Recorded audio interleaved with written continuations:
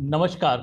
मैं हूं डॉक्टर अरुण शर्मा और आज फिर से आपके साथ में लेकर आया हूं राजस्थान के शिक्षा में बढ़ते कदम शिक्षक मंच ऑनलाइन वेबिनार सीरीज। और आज हमने इस जूमे को पार कर लिया है 55वां पायदान, यानी कि 54 पायदान पूरे हो गए।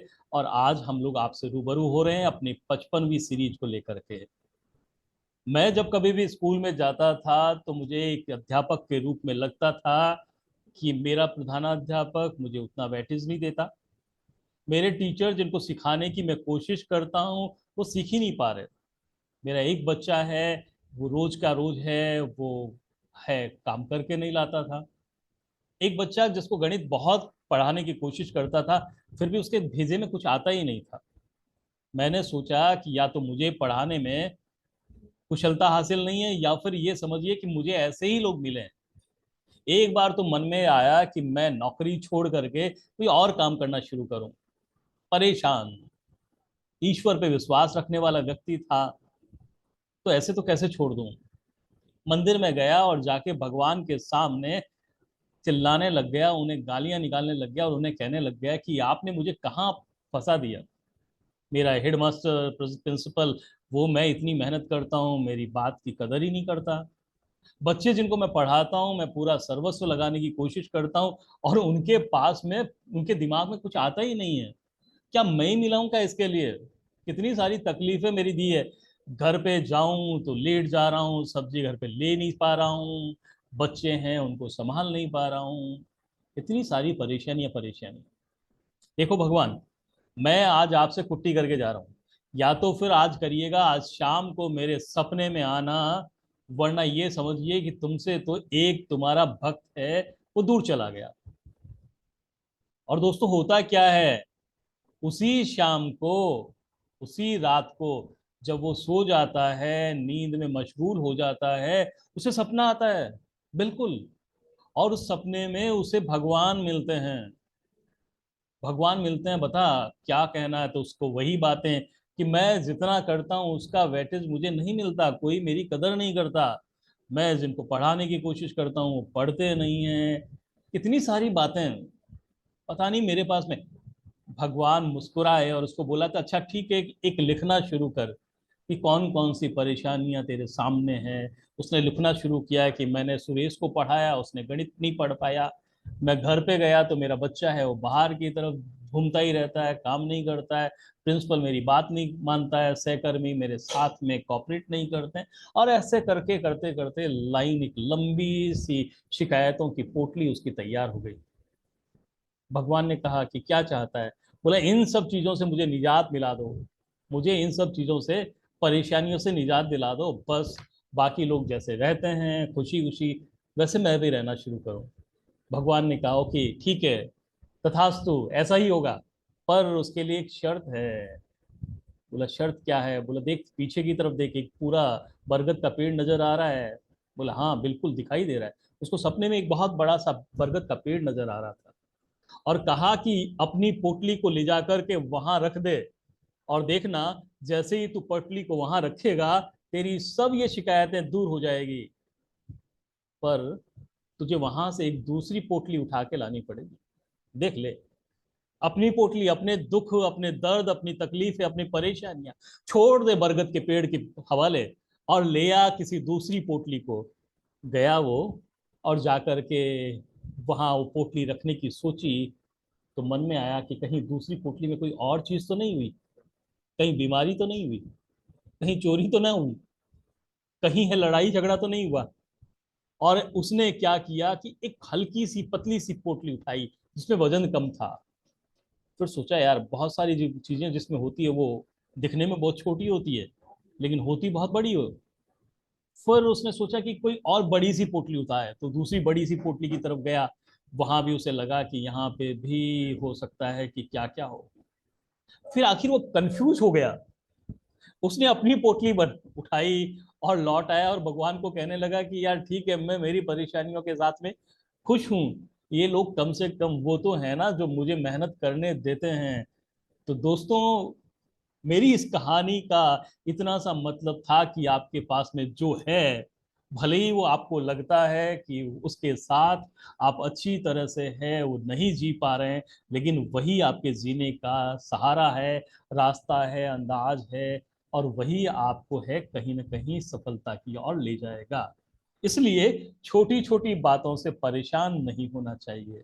हम जो बात करने जा रहे हैं शिक्षक मंच ऑनलाइन वेबिनार सीरीज में, पढ़ने पढ़ाने की बात करने जा रहे हैं, और ऐसे हमारे कामों में बहुत सारी बार हमारे अंक कम आते हैं, हमारे है सफलताएं हमको नहीं मिलती है, बच्चों पे जितनी मेहनत करते हैं उतने परिणाम हमें प्राप्त नहीं होते हैं। लेकिन आप अपने मन में अगर विश्वास रखते हैं कि आपका जो किया हुआ है वो आपके द्वारा ईमानदारी से पूरी ताकत के साथ किया हुआ है, तो फिर ये मानिए कि आपने जो किया उसका परिणाम आपको जरूर मिलेगा।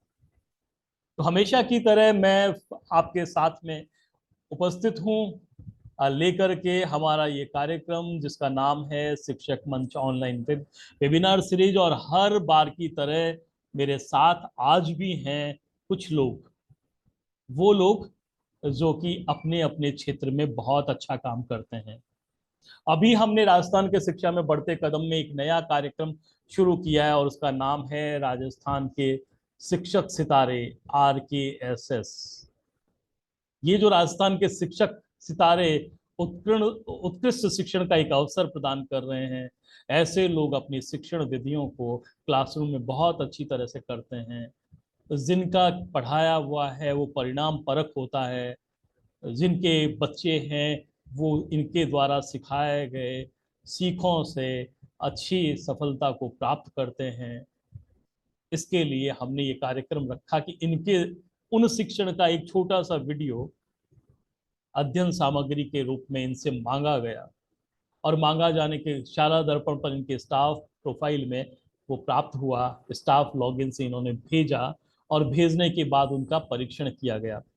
अभी ये कार्यक्रम चल रहा है और अभी चयन का दौर है, वो पूरा नहीं हुआ है। फिर भी जिन लोगों ने बहुत अच्छे तरीके से अपने वीडियोज है वो भेजे हैं, जिनके वीडियोज हमारे लिए आगे शिक्षण सामग्री के रूप में उपयोग में आएंगे, उनमें से कुछ लोगों को मैंने आज आमंत्रित किया है। तो हमारे साथ में आज की मेहमान है पूजा पारासर। पूजा जी, आपका बहुत बहुत स्वागत है। ये लेवल 1 की टीचर हैं और पीओ कुंडवा गंगराड़ चित्तौड़ से हमारे साथ में जुड़ी हुई है। पूजा जी नमस्कार।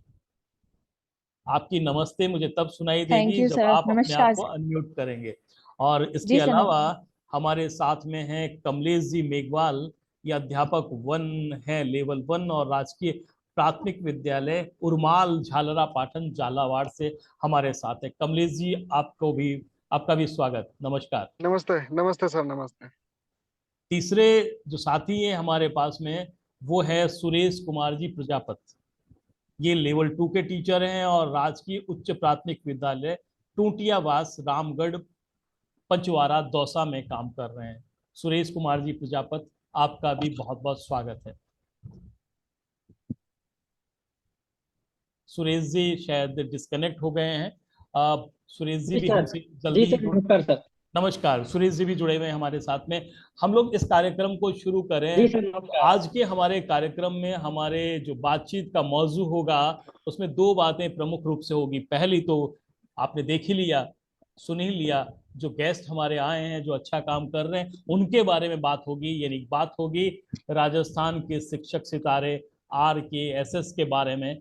और दूसरी जो बात होगी वो होगी हमारी आपके साथ में NCF 2023 के बारे में। आपको मालूम होगा, जानकारी होगी कि भारत सरकार के मानव संसाधन मंत्रालय, जिसको अब शिक्षा मंत्रालय कहने लगे हैं, उसके द्वारा है 2005 के फोन बाद, देना जीवन नानी का नाम। 2005 के बाद अब जो है वो दोबारा एक बार NCF लागू किया गया है। NCF क्या है, क्यों जरूरी है, हमें एज ए टीचर इसका कैसे फायदा लेना चाहिए, हमारे क्या दायित्व हैं, क्या रोल है, इन सब के बारे में हम बात करेंगे। तो हमारे आज के प्रमुख रूप से दो मौजू हैं, हमारे इन गेस्ट हैं, इनसे बात करेंगे, और इसके अलावा NCF पे भी हम लोग बात करने जा रहे हैं। तो सबसे पहले मैं आमंत्रित करना चाह रहा हूं पूजा पारासर जी का। बस सिंपल सा सीधा सा सवाल, राजस्थान के शिक्षक सितारे आपके लिए क्या? अम, नमस्कार सर सभी को। सर जब मैंने पहली बार सुना राजस्थान के शिक्षक सितारे, तो जैसे सभी जो मेरे टीचर्स है सर रेस्पेक्टेड, उन्होंने मुझे बताया कि जो तुम कर रहे हो वो तुम उस गिनती में आते हो, हमें लगता है ऐसा, तो तुम्हें इसके लिए और आगे प्रयास करना चाहिए। और जो तुम क्लासेस में जिस जिस तरह से तुम स्टडी करवाती हो बच्चों को, उसके अनुसार तुम्हें और आगे लेवल तक जाना चाहिए। इसके लिए तुम्हें राजस्थान के जो शिक्षक सितारे जो अभी चल रहा है कार्यक्रम, उसमें तुम्हें अपना वीडियो वगैरह सेंड करना चाहिए, ताकि तुम और अच्छे तरीके से बच्चों को प्रोत्साहित करके उनको और अच्छे तरीके से अधिगम करवा सको। तो उन्होंने मुझे मोटिवेट किया सर इसके लिए कि तुम्हें और कुछ सीखने को मिलेगा आगे। तो उनके हिसाब से सर मुझे ये लगता है कि सर राजस्थान के शिक्षक सितारे बहुत ही अच्छा कार्यक्रम है सर। जो टीचर अपना बेस्ट देते हैं सर वहाँ क्लासेस में उन विषयों को पढ़ाने के लिए सर, तो उनके लिए बहुत ही अच्छा कार्यक्रम है सर ये। पूजा ने बाकी लोगों से मोटिवेट होकर के राजस्थान के शिक्षक सितारे में अपना कदम रखा। और मैं ये कहूँगा पूजा कि आपके बनाए हुए अच्छे वीडियो अध्ययन सामग्री हो सकता है कि बहुत सारे बच्चों के लिए प्रेरणा का स्रोत बने। बिल्कुल पूजा सर। के बाद में हम पहुंचते हैं कमलेश जी के पास, और कमलेश जी से जानना चाहेंगे सवाल बस वही, उतना ही, कि राजस्थान के शिक्षक सितारे कमलेश जी के लिए क्या? नमस्ते सर। राजस्थान के शिक्षक सितारे एक बहुत ही अच्छा कार्यक्रम है। इसके तहत हम हमारे जो वीडियोस हैं सभी बच्चों तक पहुंचा सकते हैं। और भी बहुत सारे टीचर्स ऐसे हैं जो बहुत ही नए नए तरीके से अच्छे तरीके से पढ़ाना जानते हैं और पढ़ाते भी हैं बच्चों को। तो वो अपने वीडियोस बनाकर बच्चों तक पहुंचा सकते हैं, या किसी यूट्यूब सोशल मीडिया प्लेटफॉर्म पे डाल सकते हैं। उससे बहुत ही बच्चों को फायदा होगा। क्योंकि आजकल ये देखने में आ रहा है सर कि बच्चे मोबाइल में लगे रहते हैं। मेरे पास भी यही, मैंने 1 डेढ़ महीने पहले बनाना शुरू किया है वीडियोस। कुछ समय पहले बच्चों बच्चों के जो माता पिता है उनकी शिकायतें आती थी कि बच्चे दिन भर मोबाइल देखने में लगे रहते हैं, टीवी देखने में लगे रहते हैं। तो फिर मेरे दिमाग में विचार आया है कि क्यों ना हम ऐसे वीडियोस बनाएं, ताकि बच्चे, जो बहुत सारे बच्चे नहीं भी आ पाते कक्षा में, तो उस दिन जो पढ़ाया गया है वो उन बच्चों तक पहुंच सके, और वो बच्चे उस वीडियो को कितनी भी बार देख सके, सीख सीख सके। बहुत बढ़िया, बिल्कुल सही कहा आपने कि आपका बनाया हुआ जो अध्ययन सामग्री है वीडियो के रूप में, वो बाकी बच्चों के लिए भी कितने जो लाभकारी हो सकती है। मित्रों, मैं अगले मेहमान से बात करूं उससे पहले मैं आपको एक लाइन है वो बताना चाहूंगा कि बेस्ट होना है वो इम्पोर्टेंट होता है, लेकिन यूनिक होना अपने आप में सबसे महत्वपूर्ण होता है। वो क्यों? कि बेस्ट होने के लिए तो आपको कुछ लोगों में से अव्वल आना पड़ता है, लेकिन यूनिक होने के लिए तो आपको अपने आप से अव्वल होना पड़ता है। तो आपका जो काम है, आपका वीडियो है, वो यूनिक हो, जैसा कहीं और न मिले, तो फिर आपका यूनिक किया हुआ काम है वो लोगों के लिए आकर्षण का केंद्र बनेगा, और बच्चे उसकी तरफ आएंगे, और आएंगे तो फिर सीखेंगे, और सीखेंगे तो हमारा उद्देश्य है वो सफल हो पाएगा। मैं अब फिर पहुंचता हूं सुरेश जी प्रजापत के पास, और आपसे जानना चाहूंगा कि राजस्थान के शिक्षक सितारे सुरेश जी के लिए क्या? जी सर, नमस्कार।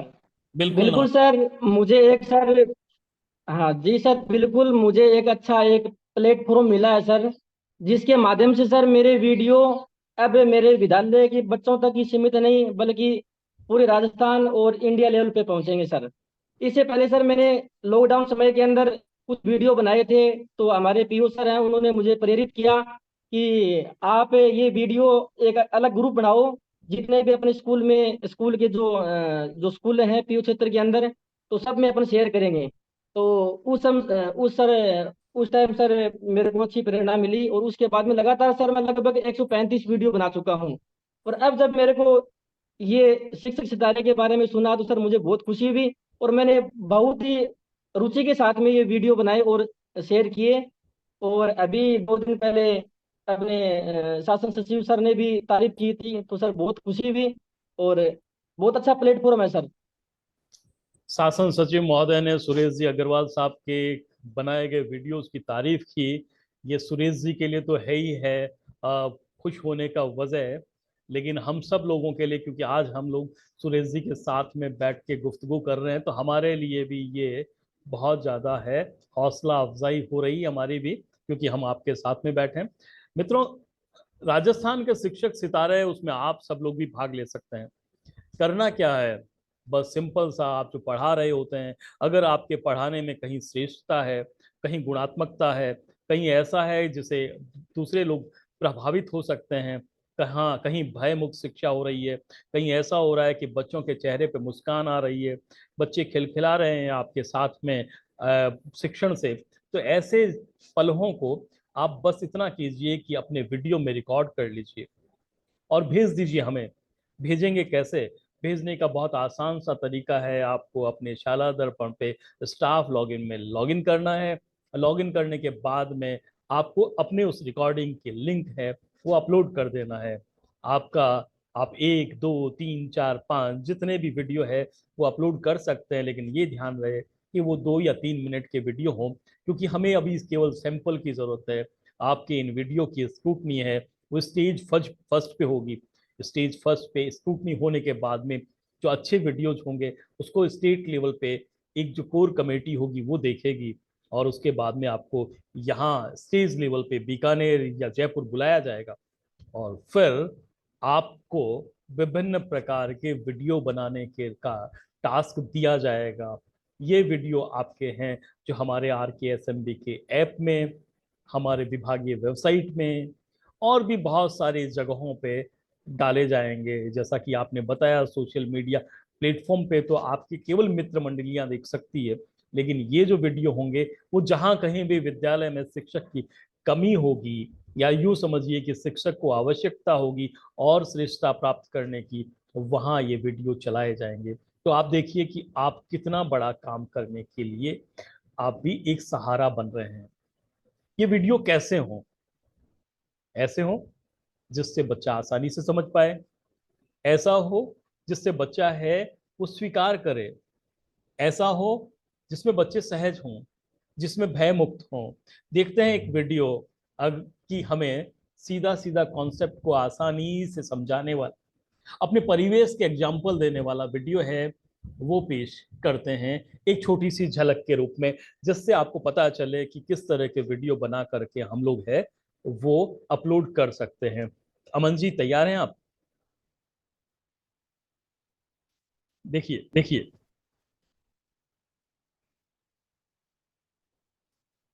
यहां भिन्न पढ़ाया जाएगा। हमारे समय में आइसक्रीम के कोई पार्लर नहीं होते थे। आइसक्रीम वाला अपने आइसक्रीम का बड़ा सा डब्बा लेके कंधे में रख के और गली गली घूमता था। हमारे गली में भी एक आइसक्रीम वाला आता था। आइसक्रीम वाला जैसे ही आता, हम 4 भाई हैं, चारों भाई पीछे पड़ते अपनी माँ के, और माँ उनको से एक कटोरा आइसक्रीम लेती। लेकिन भाई थे हम 4। अब देखिए कितने तरीके से करीने से वो एक आइसक्रीम है वो 4 टुकड़ों में बांट दी जाती। आइसक्रीम ली थी एक और बांटी गई 4 बराबर बराबर भागों में, यानी कि आराम से एक को कितने में बांटा? 4 में बांट दिया। एक और बात करते हैं, आपने देखा होगा सर्दियों का मौसम हो और तवे पे गरम गरम पराठा हो, तो आप और आपके भाई या बहन क्या इंतजार कर सकते हैं? नहीं ना। मैं आपको ऐसा एक पराठा दिखाता हूं। ये देखिए, ये एक पराठा। इस पराठा में भाई और बहन दोनों, मां ने उतारा पराठा, और जब दूसरा पराठा उतारने का इंतजार किसे करना था? दोनों ने जल्दबाजी की, खाने की जल्दी, और मां ने उसे फिर एक पराठे को 2 भागों में बांट दिया, दोनों में बराबर बराबर। यानी कि पहले कितना पराठा था? 1, अब कितना हो गया? दो टुकड़े, एक भाई के पास और एक बहन के पास। यानी पहले कितना पराठा था? एक। अब कितने लोगों ने खाया? दो। पराठे के कितने टुकड़े हुए? दो।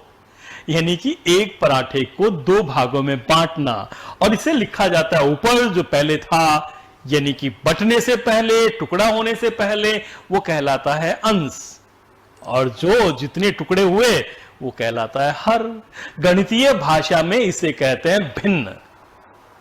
टीचर्स से मेरा ये गुजारिश रहेगी कि अगर हम हमारे पढ़ाने के समय, बच्चों के साथ में इंटरेक्शन के करने के समय उनसे जुड़ी हुई परिवेश की ऐसी बातें करेंगे, उन्हें कनेक्ट करेंगे, इंगेज करेंगे, तो उन्हें समझ में बहुत आसानी से आएगा। मैं अब टीचर्स के लिए भी एक छोटा सा सवाल छोड़ के जाता हूं।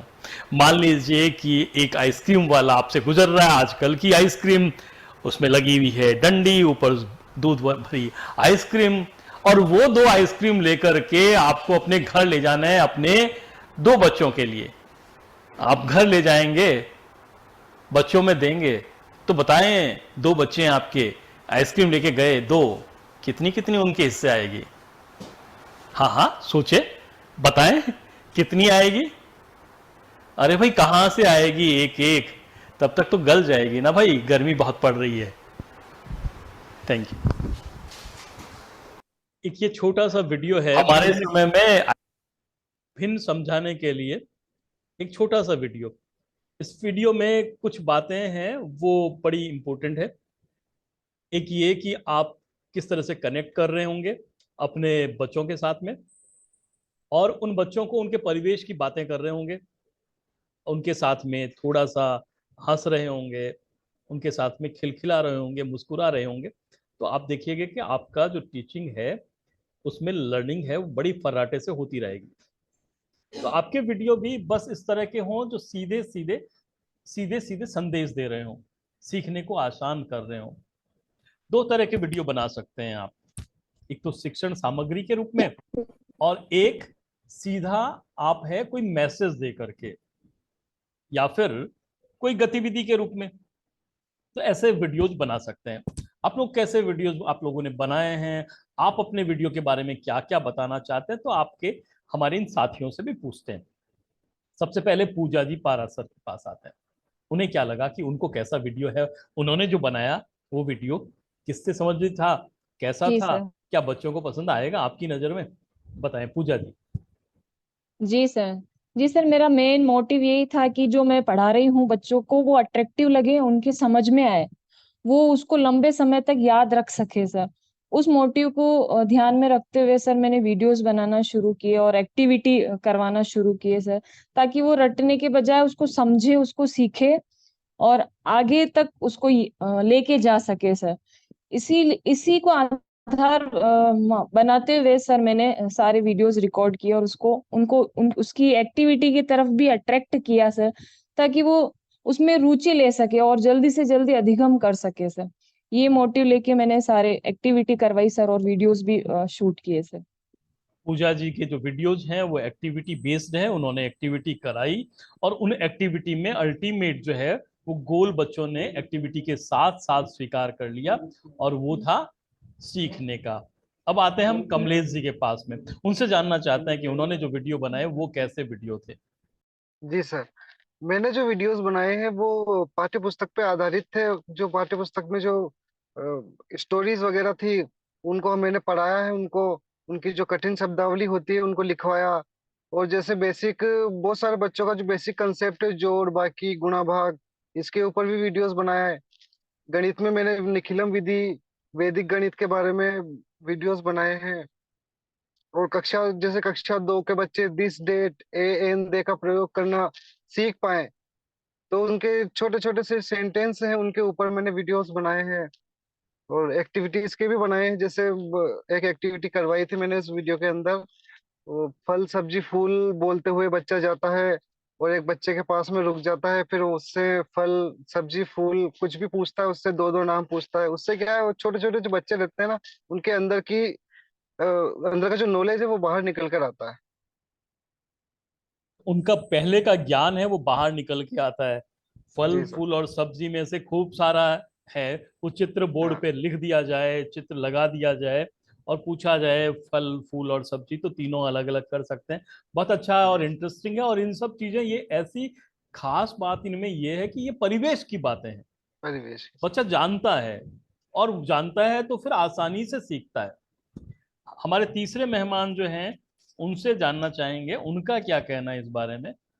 उनके वीडियोज है वो कैसे इफेक्टिव है, उनके वीडियोज में क्या चीजें हैं। तो मैं जानना चाहूंगा मेरे तीसरे दोस्त से कि वो बताएं, सुरेश जी प्रजापत साहब से, कि वो क्या कहते हैं इस बारे में। बिल्कुल सर, जो मैंने वीडियो बनाए हैं वो बच्चों की रुचि को देखते हुए बनाए हैं। मैंने सर ऐसी गतिविधियां शामिल की है जो बच्चों के दैनिक जीवन से संबंधित हो, तो बच्चा उनको आराम से समझ सके, बच्चे को उसमें आनंद आ सके। तो उसमें सबसे पहले सर मैंने जाना कि बच्चे की रुचि किसके अंदर है और बच्चा पहले से कितना जानता है। तो जितना बच्चा पहले से जान रहा था, मैंने उसको उस ज्ञान को पहले बाहर निकाला और मैं उसको वहां तक पूछता गया जहां तक उसको आता है। तो जहां बच्चे को समस्या आई, उसके बाद में मैंने उस गतिविधि को स्टार्ट किया। तो मैंने पहला जो वीडियो बनाया था वो जो इकाई, दहाई, सैकड़ा, हजार है, उसके आधार पर संख्याओं की पहचान करना, उनको अंकों में, शब्दों में लिखना, ये मैंने वीडियो बनाया था। तो उसके अंदर मैंने क्या है, 4 बच्चों को खड़ा किया। सुरेश जी आपका माइक है म्यूट पे चला गया है, आपको माइक है अनम्यूट करना पड़ेगा।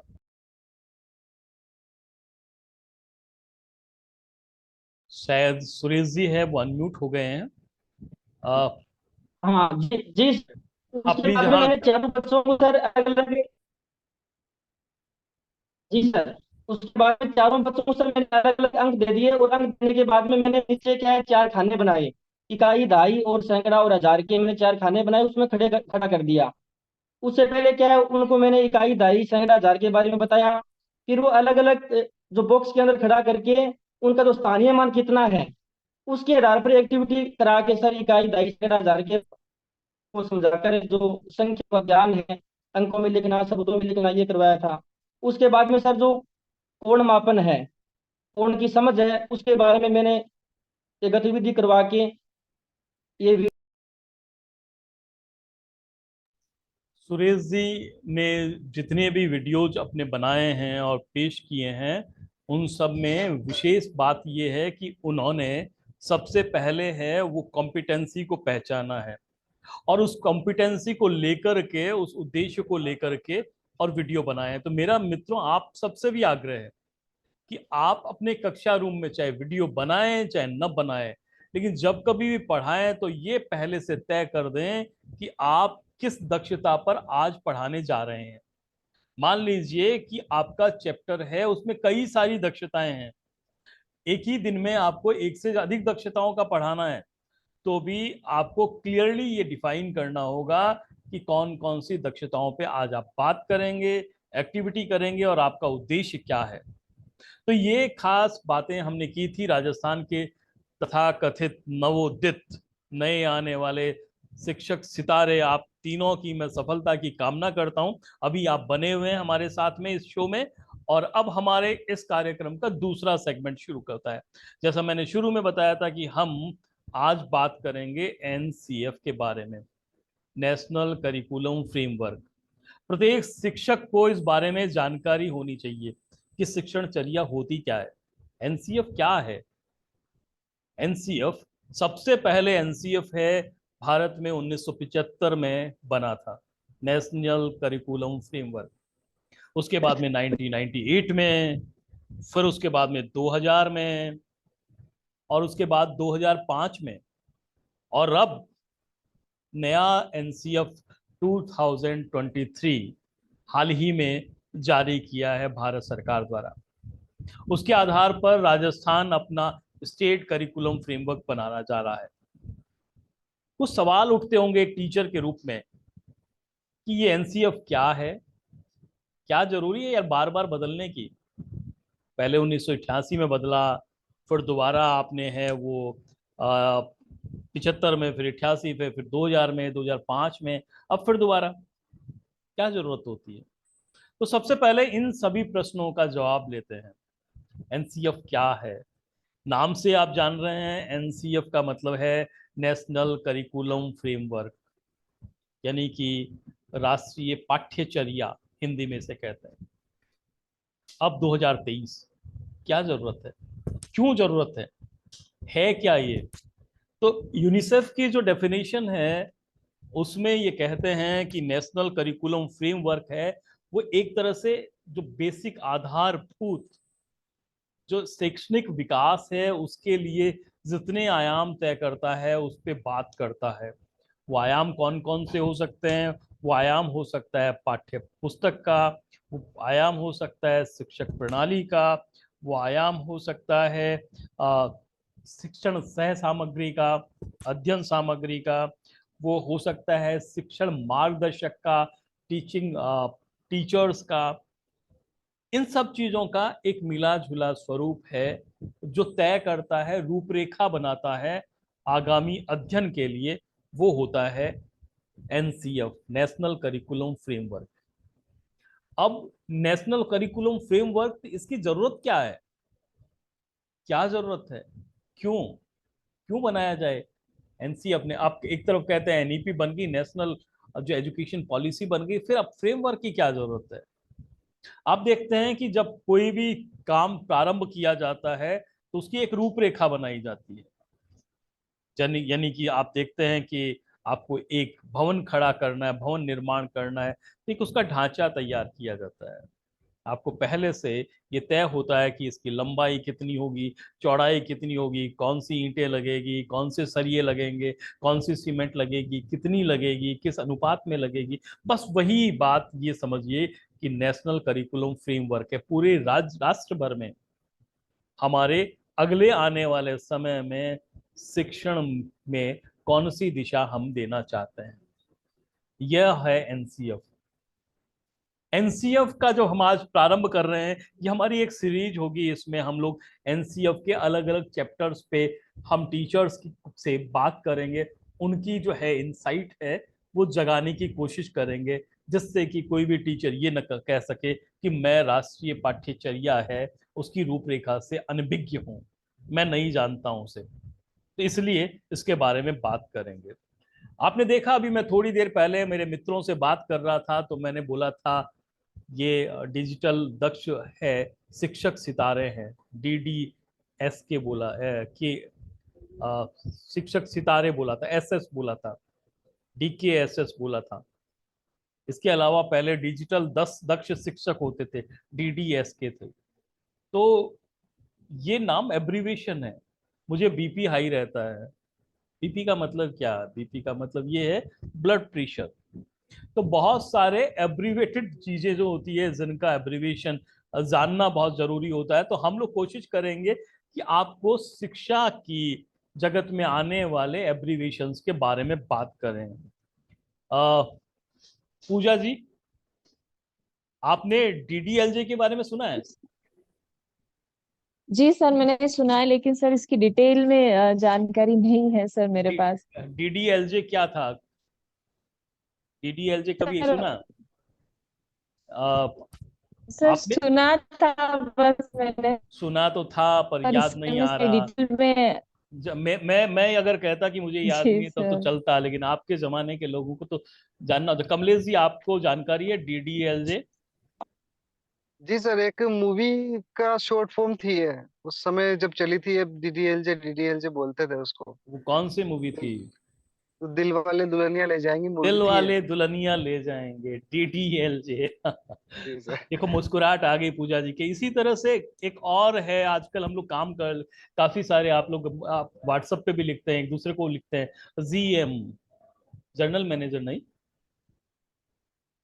Good good morning. मॉर्निंग लिखते हैं, गुड नाइट लिखते हैं। इसी तरह से ये लिखते हैं। एक आता है TTYL, ये मेरे को अभी किसी मित्र ने मुझे बताया था। TTYL का मतलब होता है टॉक टू यू लेटर। इस तरह के एब्रीवेटेड जो है उनको पूरा पूरा सेंटेंस कौन लिखे, छोटे छोटे एब्रीवेटेड वर्ड्स है वो लिख दिए जाते हैं। तो कुछ यही हमारा एक छोटा सा रहेगा कि इनके बारे में आपसे पूछा जाएगा हमारे गेस्ट से, और गेस्ट है वो बताएंगे, और धीरे धीरे क्या होगा कि हमारे जितने सुनने वाले लोग हैं वो भी हमारी इन शब्दावलियों को पहचान पाएंगे, जिससे कि वो जब कभी भी एनसीएफ पढ़ेंगे तो आसानी से समझेंगे। तो सबसे पहला तो यही बताया जाए, सुरेश जी, एनसीएफ का मतलब क्या? एनसीएफ का मतलब क्या? जी सर। जी सर, एनएसएफ का मतलब है नेशनल। Curriculum framework. हाँ, ये तो डिस्क्लोज पेपर था ना भाई, मैंने बता दिया था। चलो मैं दूसरा पूछता हूँ आपसे। आगे आपको जी जी जी स्क्रीन पे दिखाई दे रहा है एआई। एआई क्या? एआई मीन्स, जी सर, आप लोग तीनों के मैंने तीनों ध्यान में लोग नहीं हैं। आया। आपके आपने Archie artificial intelligence. Exactly, artificial intelligence.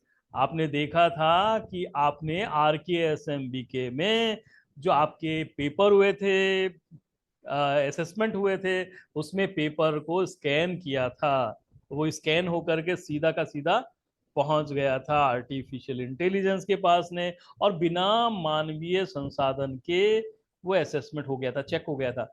मालूम है आपको, रात जी को सर। 9 बजे आज तक टीवी पे जो समाचार जी सर। पढ़ने वाली सुंदर सी जो लड़की होती है, वो कोई लड़की नहीं है, वो एक रोबोट है। और वो आर्टिफिशियल इंटेलिजेंस से जी सीखती है। सर। जिस प्रकार से हम लोग है वो एक्सपीरियंस से सीखते हैं, उसी तरह से ये जो आर्टिफिशियल इंटेलिजेंस है, जो हमारा वास्तविक इंटेलिजेंस है, हमारा फिजिकल इंटेलिजेंस है, उसी तरह से आर्टिफिशियल रियल इंटेलिजेंस की तरह ही होता है आर्टिफिशियल इंटेलिजेंस। वो एक्सपीरियंस करता जाता है और धीरे धीरे वो उसे दोहराते दोहराते सीख लेता है, क्योंकि सीखने की प्रक्रिया है वो तो अनुभव से होती ही होती है। इसी तरह से नेक्स्ट चलते हैं, एक और शब्दावली जिसके बारे में बात करेंगे, और फिर ये है OER। ये एक महत्वपूर्ण जो आपका कहते हूं कि टर्म है हमारे एनसीएफ की, OER। बताएं, अगर आप तीनों में से किसी को भी है तो वो अपना माइक अनम्यूट करके बता सकता है। बड़ा सिंपल सा है। ओ से तो नेचुरल है कि ऑरेंज ही होगा, नहीं? सर और ओपन एजुकेशनल नो। रिसोर्स, अरे वाह, क्या बात है ऐसा कुछ पूजा है जी। सर, ओपन पूजा जी बिल्कुल ऐसा ही खुली। है ना? गूगल जी बाबा सर, ने आपकी शायद हाँ मदद वही बिल्कुल कर दी। इसका अर्थ है मुक्त शैक्षिक संसाधन, शैक्षिक संसाधन। ओपन आया एजुकेशनल अच्छा। रिसोर्सेज, कहीं से भी किसी भी रूप में हम प्राप्त कर लें। तो आज मेरे मित्रों, केवल हम लोग ये जो पहला चरण था, ये केवल इसका उद्देश्य इन लोगों की परीक्षा लेना नहीं था, बस इतना सा था कि आप सब लोग भी, जितने भी सुनने वाले हैं, वो हमारी एजुकेशनल टर्मिनोलॉजी से भिज्ञ हों, जान जाएं। जिस तरह की कभी जब मैं बोल रहा हूं या कोई और बोल रहा हो OER के बारे में, तो उनको पता रहे कि ये ओपन एजुकेशनल रिसोर्सेज के बारे में बोल रहा है, AI बोल रहा है, तो पता रहे कि ये आर्टिफिशियल इंटेलिजेंस के बारे में बहुत बात कर रहा है। अगर कोई NCF बोले तो ये पता रहे कि ये है जो नेशनल करिकुलम फ्रेमवर्क के बारे में बात कर रहा है। अब जो हम लोग अगली बात करना चाहेंगे, जैसा मैंने बताया था कि आज के कार्यक्रम के हमारे एक और था, वापस लीजिए प्लीज। एक और है, ये बड़ा महत्वपूर्ण है, इससे परिचित हैं आप सब लोग। और वीडियो बनाने वाले तो इसमें वीडियो भी बहुत सारे बनाते हैं, और वो है दीक्षा। बताएं कि इसका अर्थ क्या होता है, इसका एब्रीविएशन। शिक्षा डिजिटल, बिल्कुल ठीक डिजिटल है, मतलब प्रयास कीजिए। इंटेलिजेंस। हम्म। डी तो आपने सही बोला है, डिजिटल तो बिल्कुल ठीक है। अगला, डिजिटल अगला आई होता है digital infrastructure for knowledge sharing. ठीक है, ये इंफ्रास्ट्रक्चर नॉलेज। दीक्षा जो है वो आपके किस काम आ रहा है, पता है आपको इसके बारे में थोड़ी बहुत? क्योंकि आप तीनों के तीनों वो लोग हैं जिन्होंने वीडियो बनाए हैं, अध्ययन सामग्री बनाई है और एक्सपर्ट है अध्ययन सामग्री में। तो आपसे जानना चाहूंगा कि दीक्षा प्लेटफॉर्म के बारे में आपको कितना नॉलेज है कि नहीं है? नहीं है तो मैं आपको बता देता हूँ, बताएं, देखें। सर दीक्षा पे फुल ऑल ओवर इंडिया में जो पढ़ाते हैं ना बच्चों, हर लैंग्वेज में उसमें वीडियोस उपलब्ध है हर बच्चे के लिए, क्लास 1 से लेकर 12 तक के बच्चों के लिए। मैंने खुद ने भी जब पॉलिटिकल साइंस के लिए तैयारी की थी, तो मैं एक मैम पढ़ाती थी, उनका नाम तो मुझे ध्यान नहीं है, पर उनके वीडियोस देखता था मैं इस दीक्षा बिल्कुल पे। सही। अब मित्रों, जो अभी बताया सुरेश जी या कमलेश जी ने बताया कि वो दीक्षा पर बने हुए अध्ययन सामग्री के वीडियोस देखते हैं थे। मैं आपको कहूंगा कि दीक्षा वो प्लेटफॉर्म है जिस पर आप भी अपने वीडियोज अपलोड कर सकते हैं। वेट होने के बाद में वो पूरे भारत के सभी बच्चों के लिए उपलब्ध होते हैं। आप वहां से ले भी सकते हैं और वहां दे भी सकते हैं। तो अपना सर्वोत्तम दीजिए, किसी और के सर्वोत्तम से प्रेरणा प्राप्त कीजिए, जिससे कि आपकी भी उत्कृष्टता है और श्रेष्ठ हो सके, और आपकी श्रेष्ठता का लाभ है दूसरों को उत्कृष्ट बनने में मदद कर सके। अब हम सीधे सीधे आते हैं हमारे जो आज जो बात करनी है एनसीएफ के बारे में। इसका जो एक चैप्टर है बच्चे कैसे सीखते हैं, इसका इस जो अंग्रेजी में ये जो 3.3 चैप्टर है इसका, उसमें ये लिखा हुआ है how the children growth and learn. सबसे पहले ग्रोथ की बात करते हैं।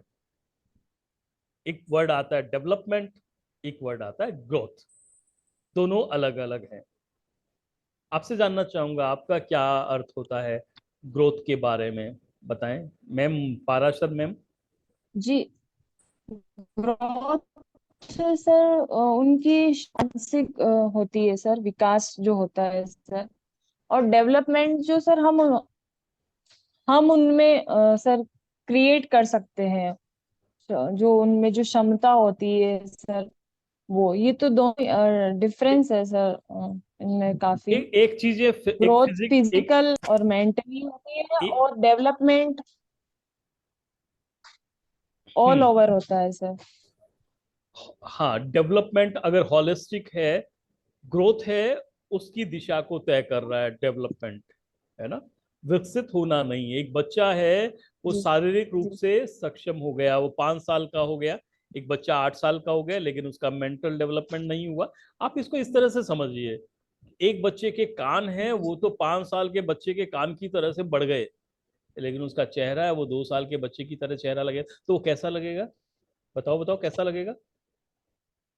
यूं समझिए कि एक बच्चा है वो 15 साल का हुआ, उसके हाथ दोनों हैं वो तो बढ़ गए 15 साल के बच्चे की तरह, लेकिन उसके पैर है वो मान लीजिए 6 साल के बच्चे की तरह रहे, तो बताओ कैसा लगेगा? लगेगा ना। यानी कि सभी जो पहलू थे ग्रोथ सही नहीं हुई सर उसकी। उनका समान रूप से विकास नहीं हुआ। तो फिर ये विकास होना बहुत जरूरी है, तभी तो हम ये कहेंगे कि उसका की ग्रोथ हुई है, और वो शारीरिक विकास हुआ। हमेशा सकारात्मक दिशा में होती है। ठीक है। अब चलो मैं आगे एनसीएफ की बात करूं उससे पहले आपकी नजर में बच्चे कैसे सीखते हैं? कमलेश जी। बच्चे सर्वप्रथम तो जो अपने आसपास जो वातावरण होता है ना, उसी से सीखते हैं कि वहां पे एक- क्या हो रहा है। वो जैसा देखेंगे, जैसा सुनेंगे, जैसा बोलेंगे, उसी से सीखेंगे। तो बिल्कुल बिल्कुल उनकी जो मदर टंग होती है, मातृभाषा, उनमें अगर हम कुछ भी चीज सिखाएंगे तो वो ज्यादा इफेक्टिवली उनको सीख पाएंगे वो बच्चे। बिल्कुल बिल्कुल सही कहा आपने। और सुरेश एक जी उनकी जो, हाँ हाँ, सर। सुरेश जी आप बताना चाहेंगे बच्चे कैसे सीखेंगे? जी हाँ। बताएं।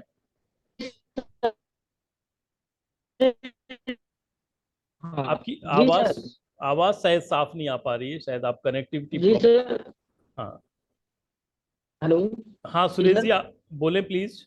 हाँ हाँ जी सर। बच्चे जो आप जिसकी ऐसी जो देने ऐसी घटना है ऐसी जगह आप बैठे हैं जहां पर कहीं कनेक्टिविटी की प्रॉब्लम है।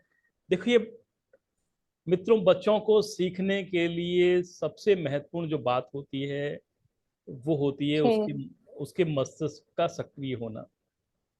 तो पहला जो काम है जो एनसीएफ का भी पार्ट है, मस्तिष्क की सबसे बड़ी भूमिका होती है। ब्रेन है, it is the way of learning. कैसे? सबसे पहले अथॉरिटी। अब देखिए, छोटा सा बच्चा है, आप उसे बताएंगे कि ऐसा होता है। देखो, दो चीजें होती है, एक परिवेश की चीजें होती है और दूसरी जो अथॉरिटी द्वारा दी गई है।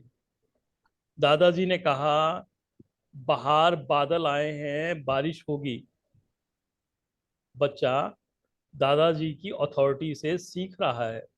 थोड़ी देर बाद में बारिश आ गई, तो फिर वो जो अथॉरिटी थी वो बदल गई किसमें? एक्सपीरियंस में। और जब एक्सपीरियंस हो गया तो फिर वो सीख जाएगा। अगली बार जब वो स्कूल से घर की ओर आ रहा था या बाहर खेलने के लिए निकल से वापस आ रहा था, बाहर बादल आए, तो घर की तरफ दौड़ने की कोशिश करेगा कि बरसात आएगी, परंतु बारिश नहीं आई। तो अब तो दादाजी नहीं थे, पर उसने ये एक्सपीरियंस से जाना कि बादल आने का ये अर्थ कतई नहीं होता कि बारिश आएगी आएगी। हाँ, बारिश आ सकती है। तो अथॉरिटी के अलावा नेक्स्ट जो चीज हुई वो हुई एक्सपीरियंस। और एक्सपीरियंस के बाद में वो जो सीख रहा है, बच्चा स्वतः सीख रहा है बिना किसी सहारे के, उसकी दिशा सही है कि नहीं, वो दिशा प्रॉपर है कि नहीं, वो जो देख रहा सीख रहा है वो उसे सीखना चाहिए कि नहीं, इसके लिए जरूरी होता है उसके मार्गदर्शक में। आप देखते हैं बच्चा खड़ा होकर के अपने पैर आगे बढ़ाता है, तो उसकी माता पिता उसको सामने से उंगली पकड़ाते हैं, इसलिए कि उसे एक राह दिखा सके। हम्म। तो उसे सपोर्ट की जरूरत पड़ती है, और ये सपोर्ट औपचारिक शिक्षा में शिक्षक करते हैं। तो एनसीएफ कह रहा है कि मस्तिष्क है, उस वो सबसे महत्वपूर्ण भूमिका है, वो निभाता है। पहली बात होती है इसमें ये फिजिकल प्रक्रिया भी है। आप देखिए कि अगरचे बच्चा जो है वो तैरने के लिए गया, तो सबसे पहले तो उसका ब्रेन काम कर रहा होगा। साइकिल चलाने गया तो उसका ब्रेन काम कर रहा होगा, क्योंकि अभी मोटार सिस्टम में उसके सेंस ऑर्गन्स जो है, स्नायु तंत्र जो उसका है, वो ब्रेन के साथ अलाइन नहीं हुआ। लेकिन जब वो सीख जाएगा तो फिर ब्रेन को जरूरत नहीं, अपने आप उसके पैडल भी चलेंगे, अगर तैर रहा है तो हाथ पैर भी चलने लग जाएंगे। तो मस्तिष्क का जो हमारी सेल्स के साथ में कनेक्शंस हैं, वो सीखने में एक महत्वपूर्ण भूमिका दी जाता है। और एक और बात, सीखा तब जाता है जब मस्तिष्क को चुनौती दी जाती है, चैलेंज दिया जाता है। अब बच्चे को कह के देखो कि इस पंखे में हाथ मत डालना, अब देखिएगा, अब थोड़ी देर बाद में वो कोशिश करेगा और नया। तो ब्रेन को चैलेंज करना भी सीखने का एक दायरा होता है। आप लोगों को इस बारे में कुछ टिप्पणी करनी? ये एनसीएफ का जो 3.3 चैप्टर है, उसके जो 5 पॉइंट्स बनाए गए, उसमें पहले पॉइंट पे मैं बात कर रहा था। हाँ, बताएं please Puja ji, ji sir. आपको कुछ कहना है सीखने सर के बारे बिल्कुल। में? आपका जो एक्सपीरियंस है उस पे। सर बिल्कुल, मस्तिष्क एक्टिव होने के साथ साथ सर, वो जो जैसे मैंने देखा है सर, बच्चे रंग से भी बहुत अट्रैक्ट होते हैं सर। तो हम्म। इसके ऐसे भी मैंने कई सारे उनके साथ एक्टिविटी करी है सर, रंगों के माध्यम से उनको सिखाया, तो वो जल्दी सीखे हैं सर। और हम्म। खेल तो है ही सर इम्पोर्टेंट। खेल के माध्यम से उन्होंने ऐसे ऐसे टॉपिक सीख लिए जिसको अगर अपन नॉर्मल पढ़ाते हैं तो वो नहीं सीख पाए सर। तो ये भी खेल और रंग भी है सर, मस्तिष्क बिल्कुल आपने सक्रिय। सही कहा। अगर हम लोग परिवेश को थोड़ा सा आनंददायी बना देते हैं, तो ये मानिए कि मस्तिष्क सक्रिय हो जाएगा। बिल्कुल सर। जिसमें से आपने बताया कि कलर है, रंग है, वो एक भूमिका हो सकती है, एक चीज हो सकती है। दूसरी बात है कि बच्चे संबंधों के आधार पर सीखते हैं, है ना? जो बिल्कुल। अपने आप को, एक फिलोसोफर थे जिनका नाम था जॉन लॉक। जॉन लॉक का ये कहना था कि बच्चे हैं वो जन्म के समय कोरी सलेट होते हैं, और उनके ऊपर जैसा लिख दिया जाए लिखा जा सकता है। उनकी इतनी बात से मैं सहमत हो सकता हूं कि बच्चे पैदाइशी पैदा होते समय कोरी सलेट होते होंगे, लेकिन मैं उनके बात अगली बात से सहमत नहीं हूं कि वो स्कूल आने तक कोरी स्लेट लेते होंगे।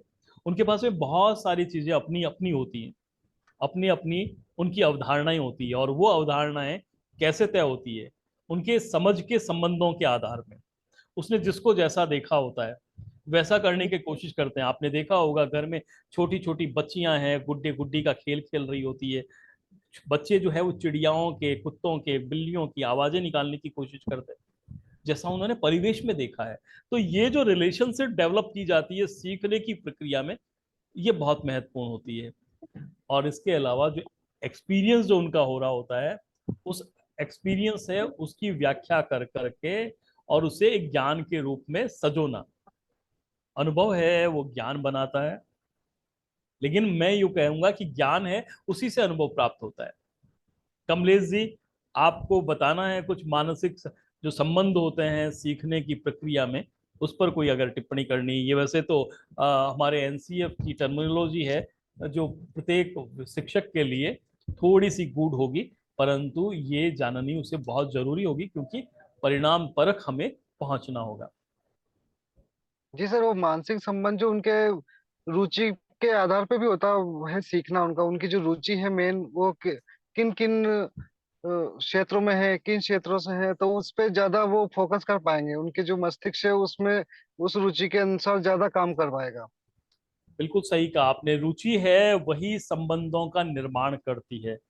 अरुचिकर चीज है उसके साथ में बच्चा कनेक्ट ही नहीं हो पाएगा, न बच्चा कनेक्ट हो पाएगा न शिक्षक कनेक्ट हो पाएगा। इसीलिए हम लोग कहते हैं कि शिक्षक शिक्षण सामग्री है वो बननी है तो वो रुचिकर शिक्षण सामग्री और बने। बननी चाहिए।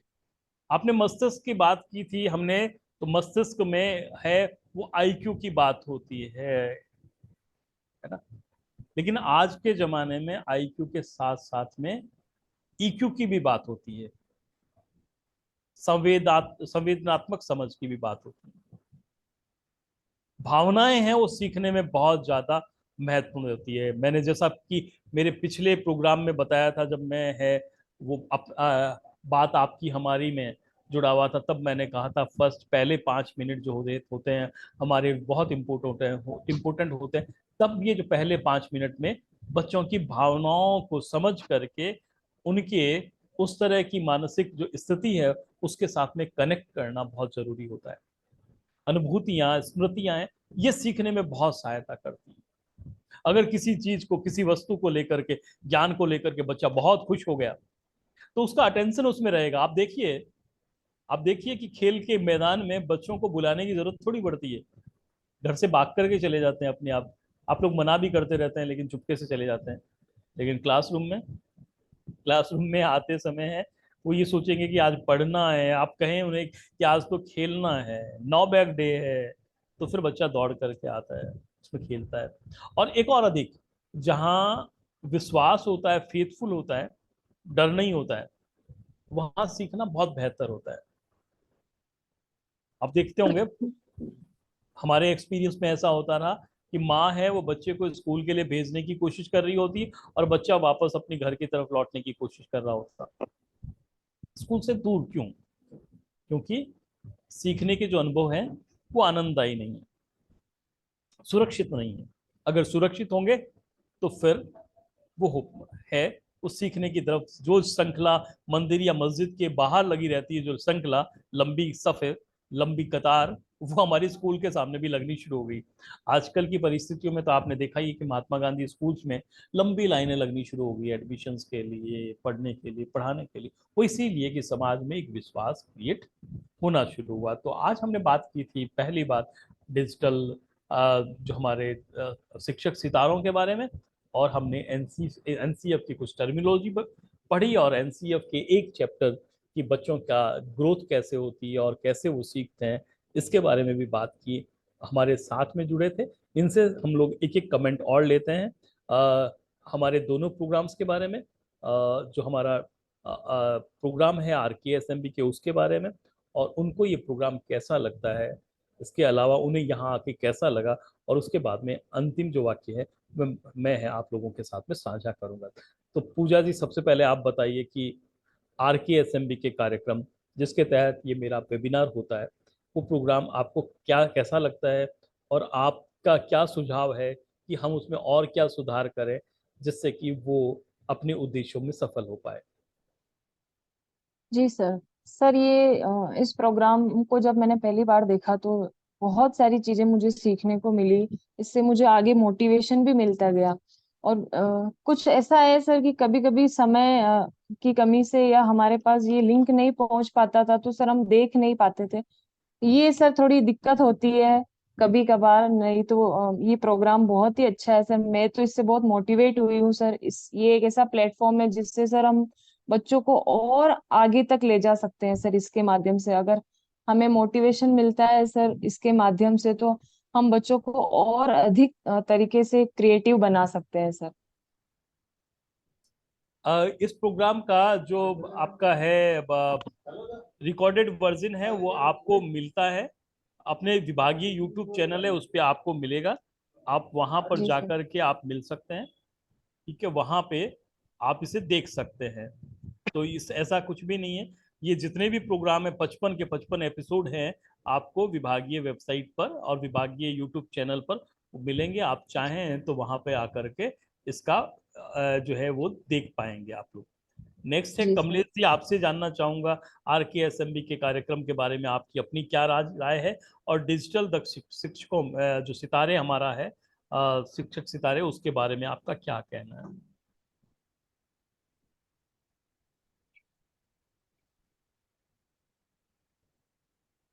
कमलेश जी आवाज आ रही है आपको?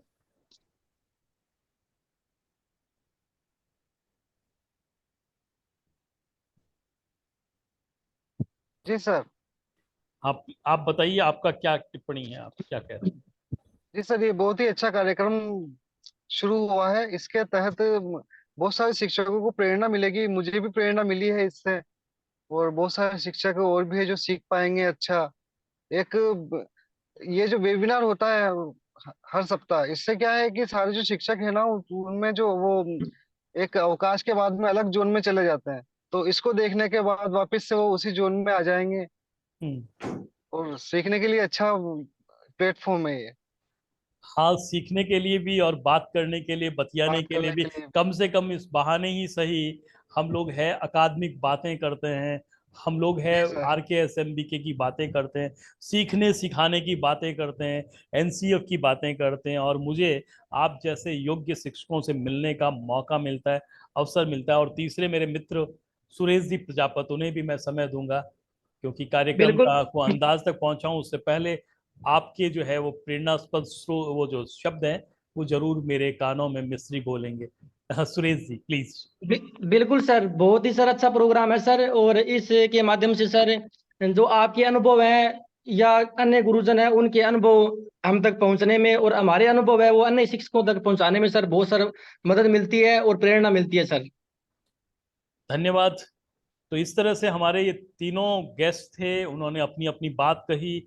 मैं एक शेर के साथ में इसे अंदाज तक पहुंचाता हूं कि एक पैर हवा में लहरा कि वो आसमान हो गया, दूसरे पैर के साथ में थमा जमी ही रह गया। बस इतना सा कि मैं अपने आप को आसमां भी करूं लेकिन जमी का साथ न छोड़ूं। इस भावना के साथ मैं आप सब लोगों से विदा लेने से पहले मेरे इन मित्रों से, जिनका नाम है पूजा पारासर, जिनका नाम है कमलेश जी मेघवाल साहब और सुरेश जी प्रजापत साहब, इनका बहुत बहुत शुक्रिया अदा करना चाहता हूं कि अपने व्यस्त समय में से, क्योंकि ये स्कूल गए होंगे उसके बाद में घर आए होंगे, मुझे लगता है कि कमलेश जी तो रास्ते में ही हैं, उसके जी बावजूद सर। भी हमारे इस कार्यक्रम में जुड़े, हमसे उन्होंने हमसे बातें की। और मैंने उनको जैसा बताया कि उनके तीनों के वीडियोज है वो हमने है देखे थे, वो बहुत अच्छे लगे, इसलिए उनको बुलाया है। और आप सबसे भी आग्रह है कि इन शिक्षक सितारे जो हैं उन पे आप लोग भी अपने वीडियोज डालें, इनके वीडियोज को देखें। आने वाले हो सकता है कि समय में इनके वीडियोज है हम सब लोगों के विभागीय चैनल के जरिए हम लोगों को मदद के लिए आए। तो आप सबका, देखने वालों का, सुनने वालों का, श्रोताओं का, सबका बहुत बहुत शुक्रिया, धन्यवाद। फिर मिलेंगे थैंक यू सर, अगले जुमे धन्यवाद को, सर, थैंक यू। और इसके साथ थैंक आपसे यू विदा सो मच लेते सर। हैं। शब्बा खैर, नमस्कार, अलविदा। Thank you sir. Thank you. Thank you so much sir. Thank you sir.